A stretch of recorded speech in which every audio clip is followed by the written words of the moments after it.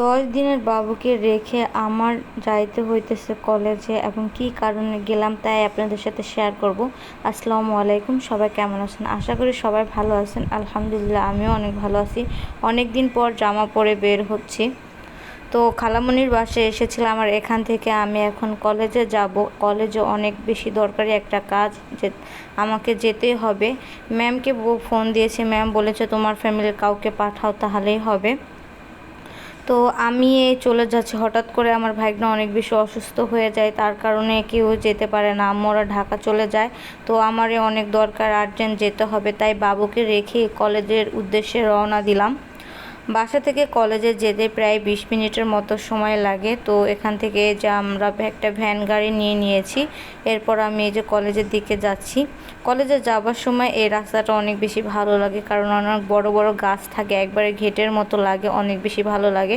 আর আজকে ছিল ইন্টার পরীক্ষা। তো পরীক্ষা শেষ হওয়ার পরে আমরা অনেক বেশি জ্যাম ছিল এবং ভিড় ছিল। এটা হলো আমাদের শিবচরে চান্দরচর কলেজ। আমার কলেজের নাম হলো নুরুল আমিন ডিগ্রি কলেজ। তো আমি সবসময় শিবচর থেকে পড়াশোনা করেছি, কারণ শিবচর আমাদের বাসা থেকে অনেকটাই কাছে, এবং ইন্টার পাস করেছি, মেট্রিক পাস করেছি ওদিক থেকে, কিন্তু অনার্স কমপ্লিট করতে হবে আমার এই জায়গায় থেকে, কারণ শিবচরে এরকম ভালো ভালো সাবজেক্ট নাই। তাই হলো আমি চান্দরচর কলেজেই ভর্তি হয়েছি। তো এদিকের পড়ালেখার মান অনেক বেশি ভালো, কি বলবো। অনার্সে ক্লাস হয় মনে হয় যে 6-7-এর বাচ্চাদের ক্লাস নেওয়া হচ্ছে, এত সুন্দর করে তারা বুঝিয়ে বুঝিয়ে ক্লাস করে। প্রতিটা স্যার ম্যাডাম এত বেশি ভালো, কি বলবো, তাদের ব্যবহার এত সুন্দর বলার বাহিরে। তো আমি কলেজে এসেছিলাম যেই কারণে, কারণ আমার কলেজে পরীক্ষা হচ্ছে, আর এটা হলো ক্লাস পরীক্ষার মতনই একটা পরীক্ষা। যেহেতু আমি 2টা পরীক্ষা দেওয়ার পরে আমার হঠাৎ করে আমার বাবু হয়ে যায়, তাই আর আমি পরীক্ষা অ্যাটেন্ড করতে পারি না। তো ম্যাম এই ব্যাপারটা জানার পর বলল, সমস্যা নাই, তুমি কলেজে আসো, তোমাকে আমি খাতা এবং প্রশ্ন দিয়ে দিচ্ছি, তুমি বাসায় বসে লেখো, যেহেতু তুমি না হলে আমি আর বোর্ড পরীক্ষা দিতে পারবো না। তো স্যার ম্যামরা এই জিনিসটা বিবেচনা করে আমাকে এই সহযোগিতা করলো। তাদেরকে অনেক অনেক ধন্যবাদ, বলে বোঝাতে পারবো না যে কতটা উপকার তারা আমাকে করেছে। তাদেরকে অনেক বেশি ভালোবাসা, কারণ তারা হয়তো না বললে আমি এই পরীক্ষাগুলো দিতে পারতাম না, এবং আমার বোর্ড পরীক্ষায় অনেকটা সমস্যা হতো। তো আলহামদুলিল্লাহ, ম্যাম আমাকে খাতা এবং প্রশ্ন দিয়ে গেল, বলল যে তুমি বাসায় বসে সুন্দর করে লেখে। মাত্র 4 দিনের সময় দিয়েছিল, আমার 6টা পরীক্ষা, তো এই কয়দিনের ভিতর জমা দিতে হবে। তারপর দেখি একটু বৃষ্টি নামছে। ম্যাম বলল, তুমি কেন এসেছো বলো, বাবু যদি অসুস্থ হয়, তোমার মাথায় বৃষ্টির পানি পড়লে বাবু অসুস্থ হয়ে যাবে।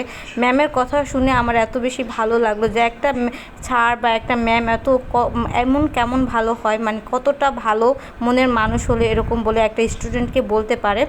সেও হয়তো একটা সন্তানের মা, তাই এই ব্যাপারগুলো বোঝে, কিন্তু কিছু কিছু টিচাররা এগুলো বুঝে না। তো তারপর বৃষ্টি একটু কমার পরে আমি কিন্তু এই যে চলে আসলাম, আর এখন আসলাম আমার স্কুলে। এটা ছিল শিবচর নন্দকুমার মডেল ইনস্টিটিউট। এদিক থেকে আমি মেট্রিক পাস করেছি, মানে এসএসসি পরীক্ষা দিয়েছি। তো এটা হলো আমার স্বপ্নের একটা স্কুল, যে স্কুলে আমার স্মৃতি জড়ানো এবং অনেক অনেক দুষ্টামি ফাজলামো, ঠিক আছে, এই স্কুলের সাথে তুলনা, কারণ স্কুল জীবন এত সুন্দর একটা জীবন, যত কিছুই করি না কারণ তার সাথে কোনো তুলনা নাই। যখন আমরা স্কুলে পড়ি তখন আমাদের কাছে একটা বোঝা মনে হয় যে কখন আমরা কলেজে পড়বো, কখন একটু স্বাধীনতা খুঁজবো। কিন্তু তারপর আমরা যখন কলেজে যাই, কিন্তু তখন আমরা স্কুলটাকেই মিস করি। আর আজকে এই স্কুলে আসার কারণ একটাই, কারণ সেটা হলো আমার ছোটো বোনও এই স্কুলে পড়াশোনা করে। তো ভাবলাম যে ওরে আয়সা নিয়ে যাই। কিন্তু আমাদের স্কুলে এত সুন্দর ডিসিপ্লিন, কি বলবো। স্যারে বললো যে যদি কোনো মানে দুর্ঘটনা বা কোনো বড় জরুরি না হয় তাহলে নেওয়ার দরকার নাই, দরখাস্ত দিতে হবে। তাই ওর সাথে দেখা করে তারপর ওরে আর নিলাম না, কারণ যেহেতু টিফিনের সময় সে দরখাস্ত লিখতে সময় লাগবে। তো এ কারণে বললাম যে তুমি ক্লাস শেষ করে আসো, তাই ওর সাথে দেখা করে আমরা চলে আসলাম। এরপর যেহেতু স্কুলের এই বেলপুরি তো আমার এত বেশি পছন্দ, কি বলবো, এরকম একটা দিন গেছে আমার যে আমি 3-4 বার দিনের ভিতরে ফুচকা খেয়েছি, এবং অনেকবারও ঘুলা দিয়ে পড়ে গেছি, তারপরও ফুচকা খাওয়া বন্ধ করি নাই। তো আজকে এসেছি, এটা যদি মিস করি তাহলে কি হবে। তো যেহেতু ফুচকা পাই নাই, তো বেলপুরি পেয়েছিলাম, তাই এখান থেকে বেলপুরি খাওয়া দাওয়া করে এই যে বাসায় চলে আসছি। কিন্তু আমার মনটা কিন্তু বাসায় পড়ে আছে, ভাবছি বাবু নাকি কান্না করতেছে, কিন্তু আমার ছেলেটা এত বেশি মাশাআল্লাহ, এত বেশি ভদ্র ভদ্র আর এত বেশি মানে কি বলবো যে আল্লাহ হয়তো ওরে অনেক সুন্দর একটা মানুষ এবং হেদায়েত দিয়ে পাঠাইছে। মা স্কুলে কলেজে গেছে কিন্তু সে কোনো কান্নাই করে নাই, আয়সা দেখি মাত্র উঠেছে আলহামদুলিল্লাহ। তো তার এই যে হাত ধরে আমার অন্যরকম একটা অনুভূতি হচ্ছে। তো এরপর সন্ধ্যার দিকে নানু হলো ডালপুরি বানাচ্ছিল। আর নানুর কাছে আসলে তো নানু অনেক বেশি বেশি মজার মজার নাস্তা বানায়, অনেক বেশি ভালো লাগে। এরপর এই যে সালাদ দিয়ে আমরা ডালপুরি খাচ্ছিলাম। যে জিনিসটা আমরা ঘরে বানিয়ে খেতে পারি সেটা কেন বাইরে থেকে কিনে খাবো। তো ঘরের খাবারটা বেশি স্বাস্থ্যকর, কিন্তু তেলালা খাবারটা আমাদের জন্য একটু ক্ষতিকর। তারপর বসে বসে হালিম খাচ্ছিলাম, আন্টি হালিম নিয়ে আসছিলো। তো আজকের ভিডিওটা এই পর্যন্ত। আল্লাহ হাফেজ, সবাই ভালো থাকেন। পরবর্তী ভিডিওতে আবার আপনাদের সাথে দেখা হবে।